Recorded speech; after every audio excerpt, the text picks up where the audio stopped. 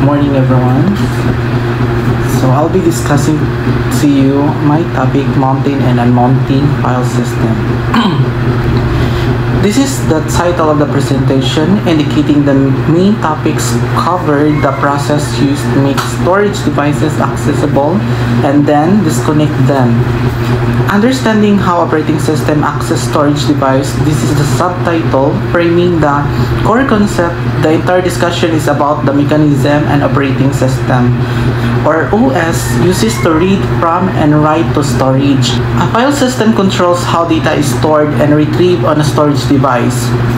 So, kani ga-define siya sa file system, which is the organizational structure like FAT32 and TFS that manages file and directories on a disk, controlling where data physically goes and how the OS can find it later. So, mounting and unmounting allow the operating systems to access and disconnect file system from the directory tree. So, this is the core purpose of the presentation topics. Mounting connects a device to the system main structure, and unmounting safely removes that connection. So, what is mounting? So, mounting is the process of making a file system accessible to the operating system. So, it is the action that integrated the storage volume so the OS can read its contents. It connects a storage device like USB drive, CD, or partitions to a specific mount point. So this describes the mechanism of mounting. It links a physical or virtual disk location or the device to a specific existing folder that the mount point within the operating system's file structures. So example, can I mount div/sdb1 or /mount USB? This is the command example itself. It tells the system to take the device located at dev sdb1 or a partition in a storage drive and make its contents visible through the directory mount USB. So what is a mount point? A mount point is directory where an additional file system is attached. So it is simply an ordinary folder that acts as a gateway to the file on the external storage device. After mounting, user can access the contents of the device through this directory. So, i-explain niya ang result of mounting. Once connected, navigating into the mount point folder allows a user to see and use the files on the device. Like for example, sa kanina example nga, if mount USB is the mount points, like, so kani siya nga statement or kani nga example that I mean, this is a specific illustration. So all the files on the USB drive won't be a separate drive letter, but will instead be found inside that specific directory path. So the other slides here is steps in mounting a file system. So first, identify the storage device, kind of like div/sdb1. So ang first niya is locating the specific file representing the storage device or partition in the systems. Then the second here is create a mount point directory. So kani siya nga state is mag-create og kanang empty folder that will serve as the gateway for the device's contents. Then the third one is mount the device using the mount commands. So sa kaning steps kay arita mag-executing ta sa kanang specific instructions to connect the device to the newly created directory. Then the fourth is verify successful mounting with df-h or mount command. So siya arita mag-checking sa system status to confirm the device is properly connected and accessible, open by showing disk space usage. So example commands. So kani siya nga section kay heading for the commands line demonstration. So first nga example kaning sudo mkey there, or what we call this.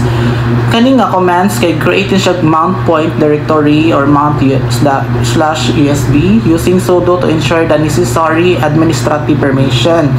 Then the second one, sudo mount, kana siya, kani kay arita iyang i-execute ang mount process linking the device div sdb1 to the directory mount usb, also requiring sudo. Then the third example kay kaning cd, kani siya kay kaano siya kanang command na siya changes the current directory to the mount points. And the last one is kanang command less the files inside the current directory, which is now the mounted USB drives. So kani siya nga command kay kani siya nga mga kanang commands kay kanang commands mount sa USB drive and display it files. Kanang this is a summary of the preceding 4 commands explaining their combined functions. So other slides here, what is unmounting? So unmounting detaches a file system from the main directory structure. So kani siya kay it is the reverse of mounting, removing the connection between sa kanang device and the OS file structures. So it ensures that all pending or read-write operations are completed safely before removal. So kani siya kay explain siya sa primary function of unmounting. It flushes any data waiting in memory to the storage device, ensuring the file system is in stable state. Example, kanang umount, or what we call this again. This is the command example itself. So it tells the system to simply disconnect the device that is currently mounted at mount USB. Okay. So the other slide here is importance of unmounting. So, prevent data corruption or loss. So, unmounting is crucial, is like a bridging siya ka kanang crucial kay tungod sa kanang pulling a device without it can interrupt writes, leaving files incomplete or the entire file system damaged. And also ensure all files are properly saved. So, kani siya kay this reinforces the data integrated aspect, confirming that the OS writes all cache data to the device before disconnection. Required before physically removing storage device. So kani siya kay state siya kana the best practice that must be followed before unplugging a USB drive or ejecting sa CD or DVD. So the other slide here is common mount and unmount error. So this is the section heading for troubleshooting issues. So ano yung tamagon sa mga errors ana niya. Then kanina siya no, device busy a file and the device is still in use. This is a common error where the system can't unmount a device because a program or user is actively accessing a file on it. Permission denied user needs admin privileges. So this is an error indicating that the user lacks the necessary authority like sudo to perform the operation. Incorrect mount point directory does not exist. So kani siyang error kay that occurs if the user tries to mount a device to a folder that hasn't been created yet. Fix use sudo fusor -bm mount kani siya kay provide din siya troubleshooting commands for the device busy error, which helps identify the specific program or process keeping the device from being unmounted. In other slide na po, automatic mounting. So kani siya kay for a variation of the mounting process. Kanang some system automatically mount devices upon insertion. So gi-explain siya that modern operating system often streamline the process connecting new devices without user intervention. Controlled by configuration file like etc. or fstub or tools like UDID.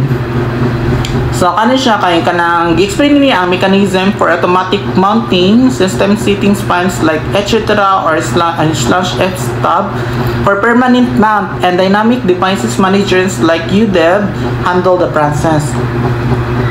Useful for system boot processes and persistent mount. So kanay gi-state niya ang utility of automatic mounting, which is essential for mounting the main hard drive and other internal drives every time the system starts.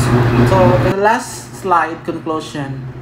Mounting and unmounting are key operation for managing file systems. So this summarizes the main point.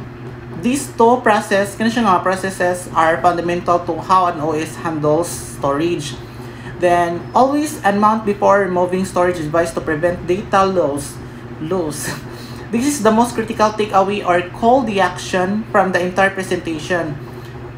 Understanding these processes ensures proper file management and system stability. So, kani siya, mao na siya ang final closing thoughts stating the benefit of knowing these concepts. That should be all. Thank you.